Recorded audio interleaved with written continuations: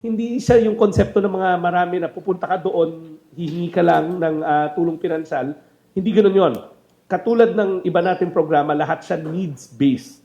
Pakita mo sa amin yung pangangailangan mo, i-assess ng social worker natin at social worker rin magdidikta ng range. Mas malinaw na ang guidelines ng Department of Social Welfare and Development o DSWD sa kung sino-sino ang pwedeng makakuha ng tulong pinansyal sa ilalim ng kontrobersyal na Ayuda sa Kapos ang Kita Program o AKAP. Sa ilalim kasi ng bagong guidelines, tanging ang mga kumikita ng mas mababa sa minimum wage lamang ang pwedeng mag-apply para makakuha ng ayuda.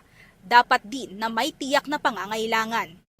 Base sa guidelines, ang mga assistance na maaaring ma-avail sa ilalim ng AKAP ay ang food assistance, medical assistance, funeral assistance at cash relief assistance. Nakapaloob din sa guidelines na ang tanging mga employed na below minimum to minimum wage earner lamang ang may access sa pag-avail ng AKAP, maging ito man ay nasa formal o informal na sektor.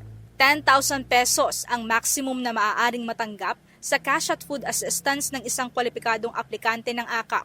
150,000 sa medical assistance habang 50,000 naman ang maximum sa funeral assistance na isang beses lamang tuwing ika-3 buwan ng availment. Paalala ng ahensya, hindi lahat ng magpupunta at mag-a-apply ay pare-pareho ang halaga ng pera na matatanggap.